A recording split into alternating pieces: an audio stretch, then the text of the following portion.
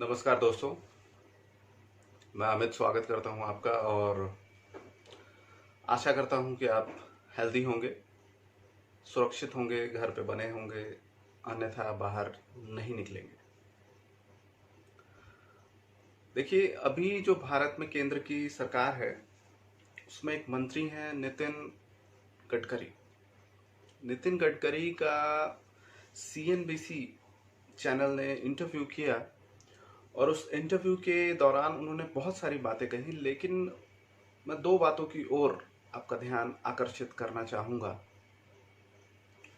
सबसे पहले उन्होंने जो शराब की दुकानें खोली गई हैं उसके बारे में उनका क्या कहना है,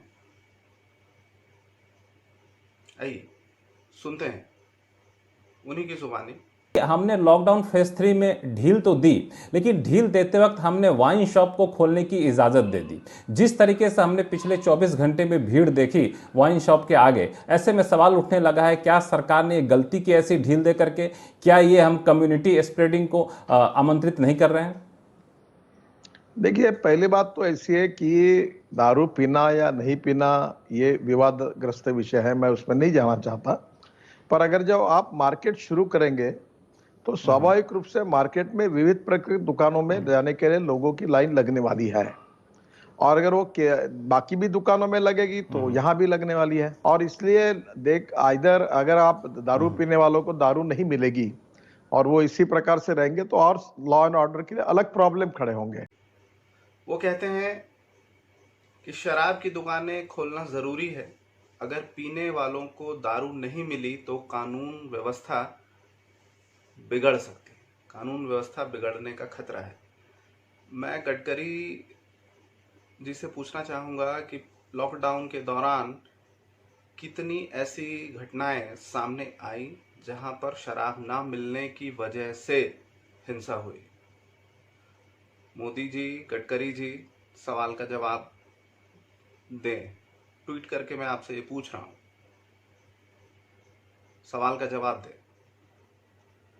दूसरा जो उन्होंने कहा है वो भी मैं अभी जस्ट सिस्टम से निकालता देखकर। हाँ जी, दूसरी बात उन्होंने जो कही है, ये भी मैं स्क्रीन पर आप वीडियो देख रहे होंगे, वहां सुन सकते हैं, आप सुनेंगे। आपके पास दूसरा विभाग है सड़क हाईवे मंत्रालय, उसमें आपने जो टारगेट रखा था, अब चूंकि लॉकडाउन की वजह से कामकाज काफी हद तक रुका है, टोल कलेक्शन रुका है, तो दो चीजें, क्या वहां पे टारगेट रिवाइज करेंगे? दूसरा कि कंसेशनर जो हैं उनको किसी भी तरह से आप कंपनसेट करेंगे, क्योंकि उनका टोल कलेक्शन बिल्कुल रुक गया था 2-3 हफ्ते के लिए। देखिए, जो 2-3 हफ्ते के लिए हमने टोल बंद किया था उसका तो कॉम्पेंसेशन हमको देना ही पड़ेगा, हम देंगे। अब हमने टोल शुरू कर दिया है और इस बार मेरा विश्वास है कि हमने जो इतने कठिन स्थिति में भी टारगेट लगभग पूरा किया है, 30 किलोमीटर तक आए हैं लगभग।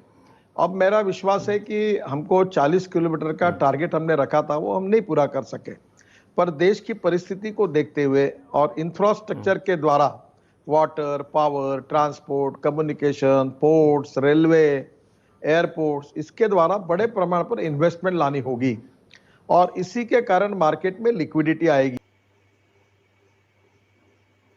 टोल ऑपरेटर्स को मिलेगा लॉकडाउन का मुआवजा, टोल कलेक्शन रोकने की वजह से हुए नुकसान की होगी भरपाई। तो टोल कंपनियों को, जो टोल ऑपरेटर्स हैं, उनको हुए नुकसान की भरपाई सरकार करेगी। तो मैं और मेरे जैसे कई लोग, आप, आपके पड़ोसी, आपके रिश्तेदार, जो उनको नुकसान हुआ है उसकी भरपाई कौन करेगी? हाँ जी गडकरी जी, उसकी भरपाई कौन करेगा? किसकी जिम्मेदारी है? हम किसी दूसरी दुनिया से आए हैं या हम इंडस्ट्रियलिस्ट नहीं हैं, हम बड़े उद्योगपति नहीं हैं तो हमारी कोई सुनवाई नहीं होगी? जवाब चाहिए, है जवाब? तो आप इनकी संवेदनहीनता को देखकर अनुमान लगा सकते हैं कि सरकार कितनी संवेदनशील है आम लोगों के प्रति? सरकार की कितनी जवाबदेही है आम लोगों के प्रति? सरकार सिर्फ और सिर्फ उद्योगपतियों के प्रति बायस्ड है। बिहार, झारखंड, यूपी के जो मजदूर बाहर फंसे हुए थे, उनके लिए ट्रेन चलाना इनकी एक मजबूरी थी, क्योंकि बाहर विदेशों में जो भारत के लोग फंसे हुए हैं उनको लाना इनकी बहुत बड़ी एक मजबूरी बनती जा रही थी। वहां से बहुत प्रेशर था, जिस वजह से इन्हें ये मजबूरी में निर्णय लेना पड़ा और ट्रेनें चलाई गई, ताकि इसी की आड़ में बाहर से भारत में कोरोना के और कैरियर्स को लाया जा सके। साथ ही मिनिस्ट्री ऑफ होम अफेयर्स ने एक निर्देश जारी किया था। उस निर्देश में यह बताया गया था कि जो मजदूर लॉकडाउन से पहले गए थे, केवल उन्हीं मजदूरों को लाया जाएगा। यानी कि जो पहले से वहां रह रहे थे उनको नहीं लाया जाएगा। तो क्या ये उन लोगों के लिए भी वैलिड होगा जिनको आप विदेश से लाने जा रहे हैं? 7 तारीख आज है और आज फ्लाइट्स शुरू हो चुकी होंगी या होने वाली होंगी। तो आप बाहर से भी सिर्फ उन्हीं लोगों को लाएंगे अभी जो लॉकडाउन से पहले गए थे और फंसे हुए हैं? क्या भारत आप उन्हीं लोगों को मार्च में लेकर आए थे प्लेन में भर भर कर जो लॉकडाउन से पहले गए थे? तो क्या ये जो रूल्स और रेगुलेशन है सिर्फ आम लोगों के लिए, सिर्फ गरीब लोगों के लिए ही बनाए जाते हैं? बीजेपी की सरकार कर्नाटका में भी और वहां के मुख्यमंत्री येदियुरप्पा ने ट्रेन चलाने से मना कर दिया, क्योंकि वहां अगर मजदूर वहां से वापस आ गए तो वहां काम कौन करेगा? तो इस देश में जहां यह बोला जाता है कि आपको स्वतंत्रता दी जाती है, आप अपनी इच्छा से चुनाव कर सकते हैं, संविधान की वो किताब कर्नाटक से गायब हो चुकी है क्या? हालांकि ये मैं अपने पिछले कई वीडियोस में कह चुका हूं कि यहाँ का जो संविधान है वो सिर्फ कागजों तक सीमित है। बराबरी का अधिकार सिर्फ कागजों तक सीमित है। इस तरह के संविधान को फाड़ कर फेंक देना चाहिए। यहाँ एक नए संविधान की आवश्यकता है। समय के अनुसार संविधान में बहुत परिवर्तन हुए हैं, मॉडिफिकेशन हुए हैं। एक पूरा नया संविधान भारत का चाहिए मुझे तो चाहिए।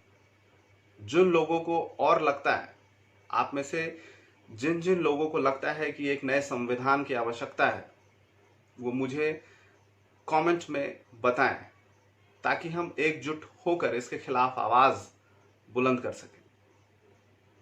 समय के साथ साथ सारी चीजें परिवर्तन होती रही हैं, तो ये क्यों नहीं हो सकता?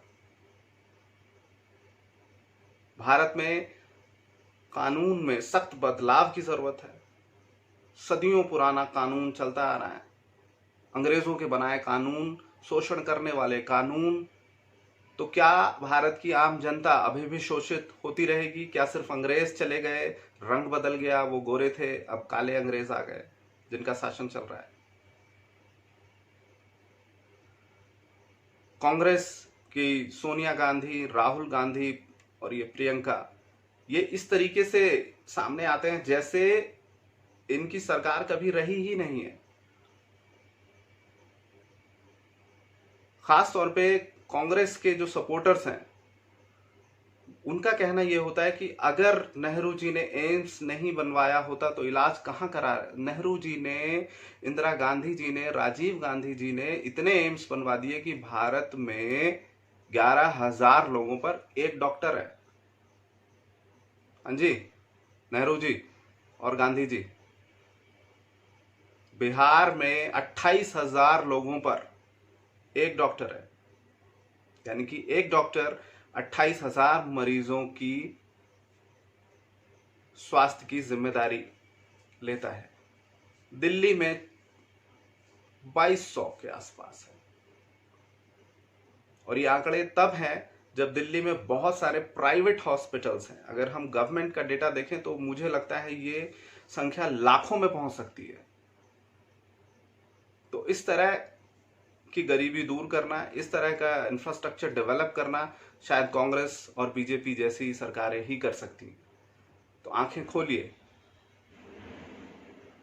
आंखें खोलिए और आवाज उठाइए। अगर आवाज नहीं उठाएंगे तो न जाने क्या होने वाला है।